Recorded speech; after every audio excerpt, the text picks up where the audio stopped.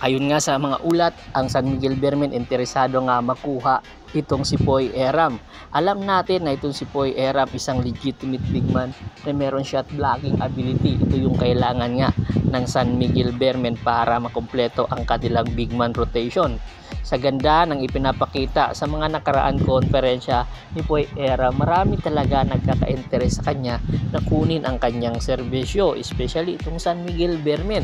Alam natin na ang San Miguel Beermen ngayon, meron silang big man pero walang mga shot blocking ability katulad ni Rodney Brunjal, Junmar Fajardo at Muala Tautua, especially ganun din itong si Vic Manuel, kaya naghahanap talaga ng posibleng sandalan pagdating sa depensa ang San Miguel Beermen at makakapag-complement kay Junmar Fajardo.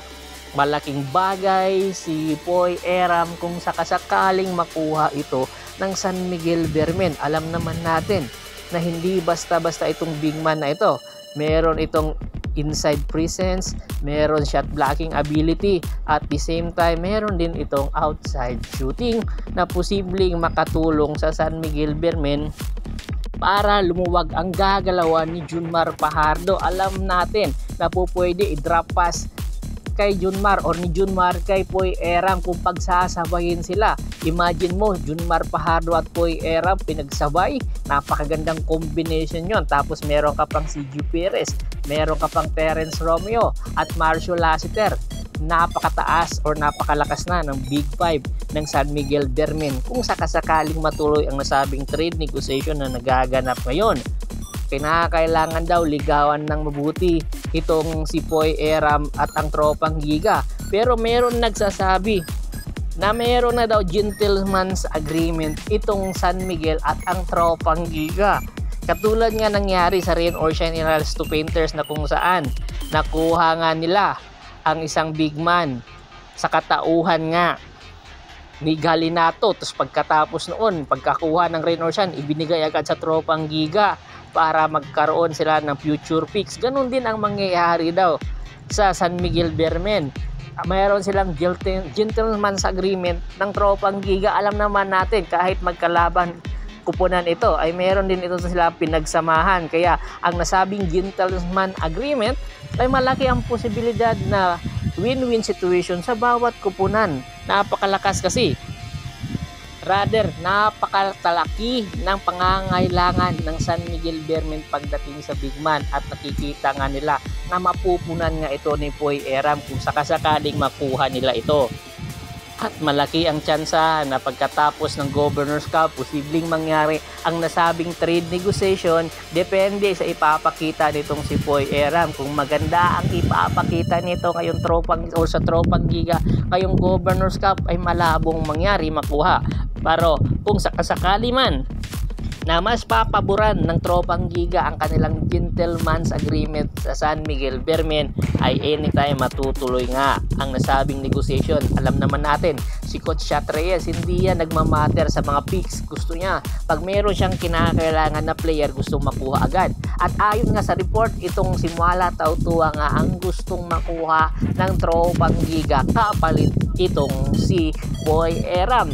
Si Muala Tautua, ang tropang Giga ang nag-pick dito. Pagkatapos nga ng ilang taon nito ay na-trade nga ito sa Northport Batang Pier kapalit si Terence Romeo. Sa nasabing trade na naganap between Northport at ng tropang Giga, ang nanalo dito ang San Miguel Beermen. Bakit? Ang San Miguel Beermen nakuha si Terence Romeo at si Muala Tautua, samantalang itong Northport at ang tropang Giga walang isang player na naiwan sa kanila at hindi nila napakinabangan ng gusto ang nasabing trade negotiation. Pero ngayon, interesado na muli ang tropang Giga na makuha itong si Muala Tautua. Alam kasi ni Coach Chat Reyes gamitin ito, especially pagdating sa crunch time. Kinakailangan kasi ni Coach Chat Reyes ng meron inside presence na big man, at ganda-ganda nga ng footwork na ginagawa ni Muala Tautua. Talagang nag-improve ang kanyang footwork ability nung mawala ito sa tropang Giga, at syempre tumaas palalo ang kanyang shooting percentage pagdating sa outside. So napakalaking kapakinabangan kung matutuloy nga ang nasabing trade negotiation between San Miguel at ng tropang Giga na posibleng maganap bago pa ang Governors Cup or pagkatapos ng Governors Cup. Sa nasabing trade negotiation, kung sakasakali mang matuloy, ano sa tingin nyo? Sino ang panalo dito? Ang San Miguel ba? Or ang tropang Giga na posibleng magbalik ang kanilang nawalay na big man? Komento na sa baba ng video at pag-usapan natin yan. Once again, this is Percival Monteron at your service. Don't forget to subscribe my sports channel at don't forget to click the notification bell button para nga maging updated palagi sa kwentuhan. At bago pa man natin tapusin ang ating kwentuhan, shout out muna tayo sa ating mga solid na followers na laging sumusuporta sa atin kay Sir Adrian Dulay at sa Dulay Family, kagawad ka sa kinukusin ng Hagonay, Bulacan, Yornel Belches, Yunel Alicante, Anthony Laki Alon, Malyari Mascarinas at si Mr. Julius Roche. Marami pong salamat sa walang sawa niyong pagsuporta. Pag-bisita na rin po ng Facebook fanpage ko na Paul Goso, Hapares PH at sa TikTok channel ko na Percival Monteron Channel at ganoon din po sa YouTube channel ko na Half Court Press PH para maging updated kayo palagi sa kwentuhan.